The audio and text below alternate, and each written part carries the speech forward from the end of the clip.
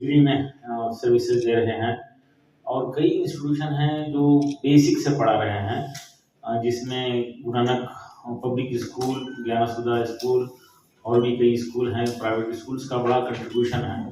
ये बेसिक से पढ़ाकर बच्चों को 10th तक एक क्वालिटी देकर आगे भेज रहे हैं, जिसके नतीजे में उसी का रिजल्ट है जो हम आज नीट पर में टॉप कर रहे हैं। सिर्फ नीट में नहीं बल्कि और भी तमाम सब कोर्सेस में हमारे स्टूडेंट्स को आगे आना चाहिए, और ख़ासतौर पर JEE में भाल्की में स्वामी जी के अंडर में इंजीनियरिंग के लिए प्रिपरेशन बड़ा अच्छा काम हो रहा, तो इसको आगे बढ़ाना है। हमारा रिजल्ट 10th में बहुत कम आ रहा और हम देख रहे हैं लास्ट 20 ईयर से हाई स्कूल वाले प्राइमरी को ब्लेम कर रहे हैं, कॉलेज वाले हाई स्कूल को ब्लेम कर रहे हैं। इस सिलसिला ख़त्म होना चाहिए। अब जहाँ बच्चे हैं वहाँ पर उनको जस्टिफाई करके उनको इम्प्रूव करके आगे भेजना है, उसके लिए बेसिक्स ठीक करना है। शाहीन में एक एक्सपेरिमेंट हुआ है एकेडमिक ICU के नाम से, AICU के नाम से। किसी भी लेवल का वीक स्टूडेंट हो सब्जेक्ट में, उसकी मैथमेटिक्स और लैंग्वेज को इम्प्रूव करके फिर उसमें क्लास में इंटरेस्ट लेने के काबिल बनाकर उसको भेजा जा रहा है। अभी डिस्कशन हो रहा था हमारा कि इंस्टीट्यूशन सिर्फ टॉप बच्चों को लेते हैं, ये बात सही नहीं है। बीदर में तमाम इंस्टीट्यूशन हर बच्चे को मौका दे रहे हैं, हर बच्चे को इम्प्रूव करने की कोशिश कर रहे हैं। शाहीन में खास तौर पर ड्रॉप आउट बच्चों को, फेल बच्चों को, रिजेक्टेड बच्चों को लेकर उनको इम्प्रूव करने का लास्ट 15 ईयर से हम ये प्रैक्टिस कर रहे हैं, और वो सिस्टम को पूरे कर्नाटका में फैलाना चाहते हैं, बल्कि इंडिया भर में फैलाना चाहते हैं। एजुकेशनिस्ट जो इंडिया भर से आते हैं, देखते हैं, बड़ा खुश होते हैं, उसको स्प्रेड करने की ख्वाहिश रखते हैं। तो हम तमाम इंस्टीट्यूशन जो AICU को समझना चाहते हैं उनको हम इनवाइट करेंगे, वो एक्सप्लेन करेंगे, वो देखें और अपने अपने इंस्टीट्यूशन में उसको इम्प्लीमेंट करें।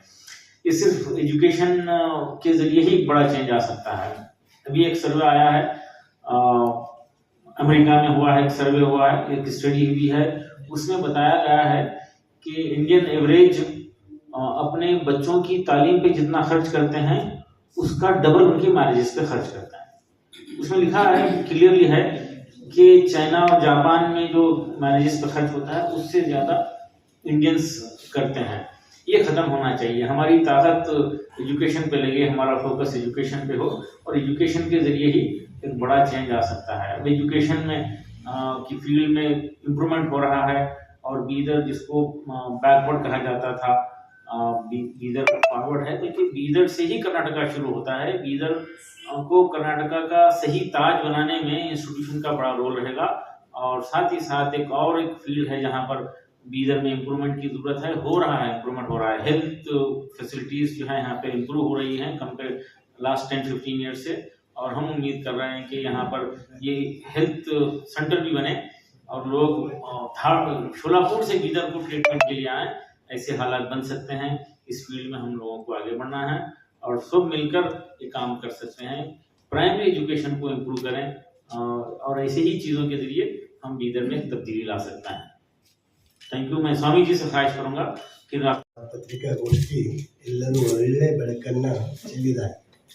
ಒಂದು ಕಾಲದಲ್ಲಿ ಬೀದರ್ದವರು ಎಲ್ಲ ಕಡೆ ಹೋಗ್ತಿದ್ರು, ಮಂಗಳೂರು, ಬೆಂಗಳೂರು, ಎಲ್ಲೆಲ್ಲೋ ಹೋಗ್ತಿದ್ರು, ಧಾರವಾಡ, ಹುಬ್ಬಳ್ಳಿ ಎಲ್ಲ ಕಡೆ ಹೋಗ್ತಿದ್ರು. ಆದರೆ ಈಗ ಧಾರವಾಡ, ಹುಬ್ಬಳ್ಳಿ ಎಲ್ಲ ಕಡೆಯವರು ಬೀದರ್ಗೆ ಬರ್ತಾ ಇದ್ದಾರೆ. ಇದು ಒಂದು ಹೆಮ್ಮೆಯ ಸಾಧನೆ. ಮತ್ತು ಇನ್ನೂ ಈಗ 3ನೇ ಸ್ಥಾನದಲ್ಲಿ ಬಂದು ಎಲ್ಲ ರಂಗದಲ್ಲಿಯೂ ಇನ್ನೂ ನಂಬರ್ 1 ಬರಬೇಕು. ಎಲ್ಲ ನೀಟದಲ್ಲಿ ಅಷ್ಟೇ ಅಲ್ಲ, ಉಳಿದಲ್ಲೆಲ್ಲ ಎಲ್ಲ ರಂಗದಲ್ಲಿಯೂ ನಂಬರ್ 1 ಬೀದರ್ ಆಗಬೇಕು. ಆ ದಿಸೆಯಲ್ಲಿ ಪ್ರಯತ್ನ ನಡೀತಾ ಇದೆ. ಮತ್ತು ಈಗಾಗಲೇ ನಮ್ಮ ವಿಶ್ವದ ಅಧ್ಯಕ್ಷ ಹೇಳಿರುವಂತೆ ಎಲ್ಲ ರಂಗದಲ್ಲಿ ಶಿಕ್ಷಣ ರಂಗ ಸುಧಾರಣೆ ಆದ್ರೆ ದೇಶದ ಎಲ್ಲ ರಂಗನೂ ಸುಧಾರಣೆ ಆಗ್ತದೆ. ಶಿಕ್ಷಣ ರಂಗ ಹಿಂದೆ ಬಿತ್ತು ಅಂದ್ರೆ ದೇಶದ ಪ್ರಗತಿ ಕುಂಠಿತ ಆಗ್ತದೆ. ಅದಕ್ಕೆ ಶಿಕ್ಷಣಕ್ಕೆ ಎಲ್ಲರೂ ಒತ್ತು ಕೊಡುವಂಥದ್ದು ಇಂದಿನ ತುರ್ತು ಅಗತ್ಯ ಅದ. ಮತ್ತು ಇವತ್ತು ಗುಣಮಟ್ಟದ ಶಿಕ್ಷಣ ಬಹಳ ಅವಶ್ಯಕತೆ ಅದ. ಮತ್ತು ಇನ್ನೊಂದು ರಂಗದಲ್ಲಿ ನಾವು ನಮ್ಮ ಜಿಲ್ಲೆ IAS IPS ಇದ್ರ ರಂಗದಲ್ಲಿನೂ ನಾವು ಇನ್ನೂ ಆ ದಿಸೆಯಲ್ಲಿ ಚಿಂತನೆ ಮಾಡೋದು ಬಹಳ ಅವಶ್ಯ. ಆ ದಿಸೆಯಲ್ಲಿ ನಾವೆಲ್ಲ ಆಲೋಚನೆ ಮಾಡೋಂಥದ್ದು ಎಲ್ಲರೂ ಸೇರಿ ಆಲೋಚನೆ ಮಾಡುವಂಥದ್ದು ಭಾಳ ಅದ. ಬೇರೆ ಬೇರೆ ಕಡೆನವ್ರು ಭಾಳ ಜನ ಸೆಲೆಕ್ಷನ್ ಆಗ್ತಾರೆ. ನಮ್ಮಲ್ಲಿ ಎಲ್ಲೋ ಅಪರೂಪಕ್ಕೆ ಇಲ್ಲೊಬ್ಬರು ಆಗಾಗ ನಾವು ನೋಡ್ತೀವಿ. ಇನ್ನು ಒಂದು ಮಾತು ಹೇಳಬೇಕಾದ್ರೆ ಈಗಾಗಲೇ ಅವ್ರು ಹೇಳಿದ್ದಾರೆ, ಪ್ರಾಥಮಿಕ ಶಾಲೆಗಳು ಅದು ಅನುದಾನ ರಹಿತ ಇರ್ಬೋದು, ಅನುದಾನ ಸಹಿತ ಇರ್ಬೋದು, ಸರ್ಕಾರಿ ಶಾಲೆ ಇರ್ಬೋದು. ಪ್ರಾಥಮಿಕ ಮಟ್ಟದಲ್ಲಿ ನಾವು ಹೆಚ್ಚಿನ ಒತ್ತು ಕೊಟ್ಟಾಗ, ಅದರ ಬೆಳವಣಿಗೆಗೆ ಒತ್ತು ಕೊಟ್ಟಾಗ ಉನ್ನತ ಶಿಕ್ಷಣಕ್ಕೆ ಬಹಳ ಇನ್ನೂ ನಾವು ಎತ್ತರಕ್ಕೆ ಬೆಳೀಲಿಕ್ಕೆ ಸಾಧ್ಯ. ನಮ್ಮ ಪಾಲಕರು ಏನು ಮಾಡ್ತಾರೆ ಅಂದ್ರೆ ಪ್ರಾಥಮಿಕ ಶಿಕ್ಷಣ ಇದ್ದಾಗ ಅಷ್ಟು ಮಹತ್ವ ಕೊಡಂಗಿಲ್ಲ. 10ನೇ ಪಾಸ್ ಆದಮೇಲೆ ಎಲ್ಲಿ ಸೇರಿಸ್ಬೇಕು, ಎಲ್ಲಿ ಶಾಹಿನ ಎಲ್ಲ ಚಲೋ ಅದ, ಅಲ್ಲಿ ಹೋಗ್ಬೇಕು ಹಿಂಗೆ ಆಲೋಚನೆ ಮಾಡ್ತಾರೆ. ಅದೇ ಪ್ರಾಥಮಿಕ ಹಂತದಲ್ಲಿ ಆ ಆಲೋಚನೆ ಮಾಡಿದ್ರೆ ನಾವು ಯಶಸ್ವಿ ಇನ್ನೂ ಹೆಚ್ಚಿನ ರೀತಿಯಲ್ಲಿ ನಾವು ಆಗ್ತೀವಿ. हम सब जानते हैं बीदर आज़ादी के बाद से ये पसमानदा बैकवर्ड डिस्ट्रिक्ट रहा और यहाँ बैकवर्ड होने की वजह से इसको एक्सेप्ट करते हुए स्पेशल स्टेटस कल्याण कर्नाटक को आर्टिकल 371J के तहत दिया गया। उसके खिलाफ भी कुछ चिंगारी लगी थी, तो बीदर में एक स्ट्रॉन्ग प्रोटेस्ट के जरिए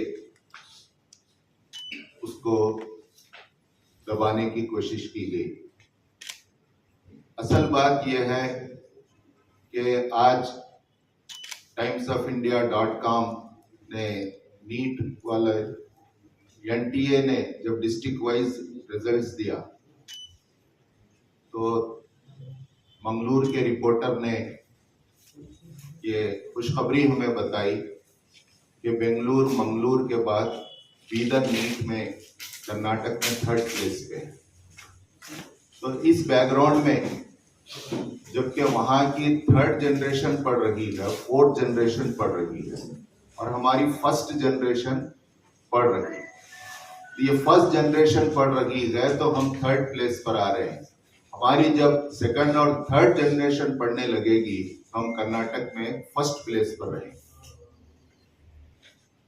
दूसरी चीज ये कि आज भी इस फैक्ट्स एंड फिगर्स और हकीकत को मानना पड़ेगा कि इस तरह DK डिस्ट्रिक्ट और उडुपी डिस्ट्रिक्ट हमेशा SSLC और PUC में 1st प्लेस पर रहते हैं। इसी तरह बीदर और यादगीर 30 प्लेस के ऊपर ही होते हैं। आउट ऑफ 35 डिस्ट्रिक्ट 33 प्लेस पर आया है बीदर SSLC और PUC सेकेंड ईयर में 19 प्लेस पर आया है आउट ऑफ 30 डिस्ट्रिक्ट। सवाल यह है कि ये जो 35% बच्चा फेल हो रहा है वो बच्चे का क्या होगा। इस पर गवर्नमेंट ने 1 साल पहले ये डिसीजन लिया कि डिग्री कोर्सेस में बड़े बड़े इंफ्रास्ट्रक्चर है और वो खाली पड़े हुए हैं, वहां पर बच्चों के एडमिशन्स नहीं है। लेक्चरर्स की फैकल्टीज की टीम है, करोड़ों रुपये उनके पेमेंट हैं, लेकिन बच्चा नहीं है। ಇದು ಕೊಟ್ಟು ಎಜುಕೇಶನ್ ಕೊಟ್ಟು ಅವ್ರಿಗೆ ಡಿಗ್ರಿ ಕೊಟ್ಟು ಇಂಜಿನಿಯರ್ ಡಾಕ್ಟರ್ ಮಾಡಿದ್ದಾರೆ, ಅದೊಂದು ಬಹಳ ಚೆನ್ನಾಗಿದೆ. ಮತ್ತೆ ಇನ್ನೊಂದು ನಮ್ಮ ಗುಮ್ಮಡಿ ಕಾಲೇಜ್ ಹೇಳ್ಬೇಕಾದ್ರೆ ಇಷ್ಟು ವರ್ಷ ನಾನು ಅಲ್ಲೇ ಓದಿದ್ದೀನಿ, ಹೆಂಗೆ ಅವ್ರು ಅಲ್ಲೇ ಓದಿದ್ದಾರೆ, ಜಾಬ್ಶೆಟ್ಟಿನೂ ಅಲ್ಲೇ ಓದಿದ್ದಾರೆ, ನಾನು ಅಲ್ಲೇ ಓದಿದ್ದೀನಿ. ಇದೇ ವರ್ಷ ಸೈನಿಕ್ ಸ್ಕೂಲ್ ಸ್ಟಾರ್ಟ್ ಆಗಿದೆ ಇಲ್ಲಿ. ಈ ಸೈನಿಕ್ ಸ್ಕೂಲ್ ಅಂದ್ರೆ ಮುಂಚೆ ನಾವು ಯೋಚನೆ ಮಾಡ್ತೀವಿ ಸೈನಿಕ್ ಸ್ಕೂಲು ಇವತ್ತು ಏನೋ ಒಂದು ದೊಡ್ಡದದ, ಅದು ಹೆಂಗೋ ಹೋಗ್ಬೇಕು, ಅದು ಆಗದೇ ಇಲ್ಲ. ಬಿಜಾಪುರ ಕೋಚಿಂಗ್ ಒಯ್ದು ಹಾಕ್ರಿ, ಬಿಜಾಪುರ ಕೋಚಿಂಗ್ ಕೊಡ್ರಿ, ಬೆಂಗಳೂರು ಕೋಚಿಂಗ್ ಕೊಡ್ರಿ ಅಂತ ಅದೇನು ಬೇಕಾಗಲ್ಲ. ಈಗ ಇದರಲ್ಲೇ ಸೈನಿಕ್ ಸ್ಕೂಲ್ ಸ್ಟಾರ್ಟ್ ಆಗಿದೆ. ಇದೇ ವರ್ಷ ಅಡ್ಮಿಷನ್ಸು ಆಗಿದೆ. ಮುಂದಿನ ವರ್ಷ ಅದು ಫುಲ್ ಇನ್ಫ್ರಾಸ್ಟ್ರಕ್ಚರ್ ಸ್ಟಾರ್ಟ್ ಆಗ್ತದೆ. ಅದಕ್ಕೆ ಶೈಕ್ಷಣಿಕ ಬಹಳ ಚೆನ್ನಾಗಿ ಬರ್ತಾ ಇದೀವಿ. ನಮ್ಮ ಬೀದರ್ ಇನ್ನೊಂದು ಸ್ವಲ್ಪ ದಿವಸ ಹಿಂದುಳಿದಂತ ಅನ್ನಕ್ಕೆ ಆಗಲ್ಲ, ಅಷ್ಟು ಚೆನ್ನಾಗಿ ಎಜುಕೇಶನ್ ಎಲ್ಲ ಮುಂದೆ ಬರ್ತಾ ಇದ್ದೀವಿ. ಮತ್ತೊಂದು ಈ ವರ್ಷ ಮಾತಾ ಮಾಣಿಕೇಶ್ವರಲ್ಲಿ ಒಬ್ಬರು JEE 222 ರ್ಯಾಂಕಿಂಗ್ ತಗೊಂಡು ಬಂದಿದ್ದಾರೆ. ಅದನ್ನು ಬಹಳ ಜನಕ್ಕೆ ಗೊತ್ತಿಲ್ಲ.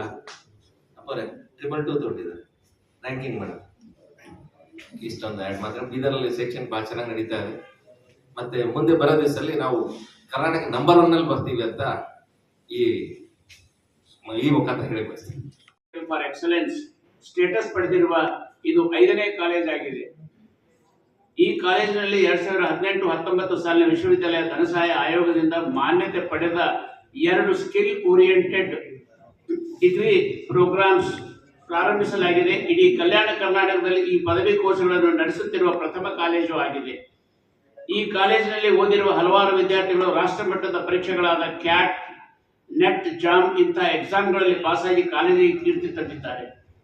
ಪ್ರಥಮ ಬಾರಿಗೆ ಬೀದರ್ ಜಿಲ್ಲೆಯ ಅನೇಕ ಯುವಕರಿಗೆ ದಿನದಲ್ಲಿ ಕಾಲೇಜಿಗೆ ಬರಲಾಗದಿರುವ ಯುವಕರಿಗೆ ಉನ್ನತ ಶಿಕ್ಷಣ ಒದಗಿಸುವ ಸದು ಉದ್ದೇಶದಿಂದ ಈ ಸಾಲಿನಿಂದ ಇದೇ ವರ್ಷ BCA, BBA ಮತ್ತು BCom ನಲ್ಲಿ ರಾತ್ರಿ ಕಾಲೇಜನ್ನು ತೆರೆಯಲಾಗಿದೆ. ಈವ್ನಿಂಗ್ ಕಾಲೇಜ್ ಅನ್ನೋದನ್ನು ನಾವು ಸ್ಟಾರ್ಟ್ ಮಾಡಿದ್ದೀವಿ.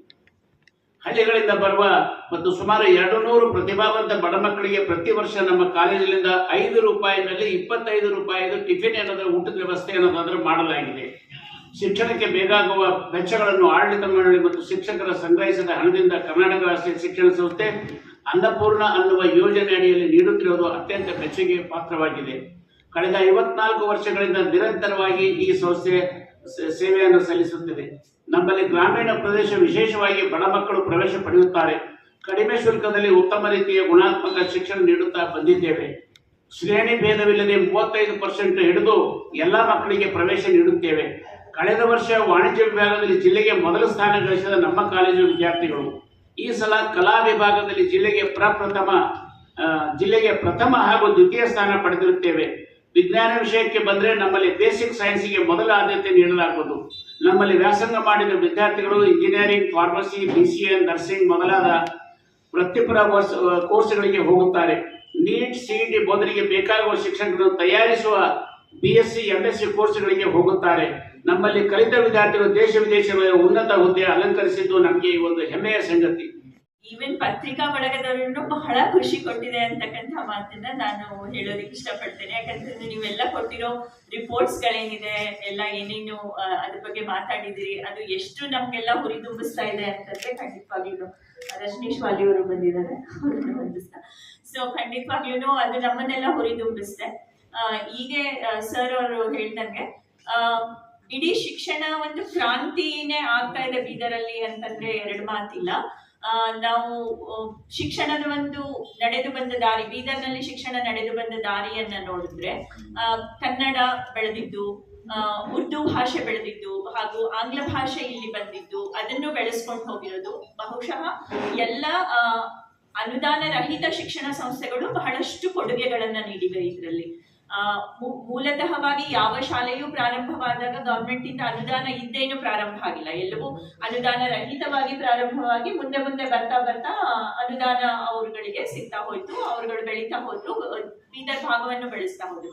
ಸೊ ಹಾಗಾಗಿ ಅನುದಾನ ರಹಿತ ಶಿಕ್ಷಣ ಸಂಸ್ಥೆಗಳನ್ನೂ ಕೂಡ ಸಿಂಹಪಾಲು ವಹಿಸ್ತಾ ಇವೆ. ಅದರಲ್ಲಿ ಇವತ್ತು ಈ ವೇದಿಕೆಯ ಮೇಲೆ ಆಸೀನರಾಗಿರ್ತಕ್ಕ ಅನುದಾನ ಇದ್ದಂತ ಶಿಕ್ಷಣ ಸಂಸ್ಥೆಗಳು ಇದ್ದಾರೆ. BB ಇದೆ, ಕರ್ನಾಟಕ ಕಾಲೇಜ್ ಇದೆ, ಅಂಡ್ ದೆನ್ ಅನುದಾನ ರಹಿತ ಶಿಕ್ಷಣ ಸಂಸ್ಥೆಗಳೆಲ್ಲದವರೆಗೂ ನಾವೆಲ್ಲ ಇದ್ದೀವಿ. ಸೊ ಒಟ್ಟು ಜಿಲ್ಲೆಯನ್ನ ಬೆಳೆಸೋದ್ರಲ್ಲಿ ನಾವೆಲ್ಲ ಕೈ ಜೋಡಿಸಿನೇ ಬೆಳೆಸ್ತೀವಿ ಅನ್ನೋದೇ ಒಂದು ತುಂಬಾ ಸುಖದಾಯಕವಾದಂತಹ ವಿಚಾರ. ಮತ್ತೇನು ಅಂತಂದ್ರೆ ಪ್ರೈಮರಿ ಎಜುಕೇಶನ್ ಎಲ್ಲಿ ಬೇಕಾಗಿತ್ತು ಅದನ್ನ ಬಹಳ ಸರ್ ಅವರಂದಂಗೆ ಅದ್ರ ಬಗ್ಗೆ ಫೋಕಸ್ ಮಾಡಿರೋದ್ರಿಂದ ಒಂದು ಎಲ್ಲವೂ ಬೆಳೀತಾ ಹೋದಾಗ ಅದು ಒಂದು ಹೂ ಬಿಡಬೇಕು, ಕಾಯಿ ಬರಬೇಕು, ಒಂದು ಗಿಡಕ್ಕೆ ಒಂದು ಕಾಯಿ ಆಗ್ಬೇಕು ಅಂತಂದ್ರೆ ಅದು ಎಲ್ಲವೂ ಯಾವುದೇ ಸ್ವಸ್ಥ ಒಂದು ಗಿಡದಲ್ಲಿಯೇ ಮಾತ್ರ ಸುಂದರವಾದಂತಹ ಕಾಯಿಗಳು, ಹಣ್ಣುಗಳು ಬಿಡೋದಕ್ಕೆ ಸಾಧ್ಯ. ಹಾಗಾಗಿ ಹಿಂದಿನ 20-25 ವರ್ಷಗಳಲ್ಲಿ ನಡೆದಂತಹ ಏನು ಸತತ ಪ್ರಯತ್ನಗಳಿದೆಯೋ ಅದರಲ್ಲಿ ಯಾರೇನು ಸೋತಿಲ್ಲ ಅಂತಲ್ಲ. ಕೆಲವೊಂದ್ ಕಡೆ ನಾವೆಲ್ಲರಿಗೂ ಕೆಲವೊಂದ್ ಕಡೆ ನಾವು ಮಾಡೋ ಪ್ರಯತ್ನಗಳು, ಪ್ರಯೋಗಗಳಲ್ಲಿ ನಮಗೆ ಸೋಲುನು ಕೂಡ ಆಗಿದೆ. ಇದು ಯಾಕೋ ಸರಿ ಆಗ್ಲಿಲ್ಲ, ಇದನ್ನ ಹೆಂಗ್ ಮಾಡ್ಬೇಕು, ಈ ತರದ್ದೆಲ್ಲ ಪ್ರಯೋಗಗಳಲ್ಲಿ ನಮ್ಗೆ ಸೋಲುನು ಕೂಡ ಆಗಿದೆ. ಆದ್ರೆ ಸೋತ ತಕ್ಷಣ ಅಲ್ಲಿಗೆ ಅದನ್ನ ಬಿಡ್ಲಾರ್ದೇನೆ ತಿರ್ಗಾ ಪ್ರಯತ್ನ ಮಾಡಿರುವ ಫಲವಾಗಿ ಇವತ್ತು ನಾವು ಈ ಸ್ಥಾನದಲ್ಲಿ ಬಂದಿದ್ದೀವಿ ಅಂತ ಹೇಳ್ತಾ ವೇದಿಕೆ ಮೇಲೆ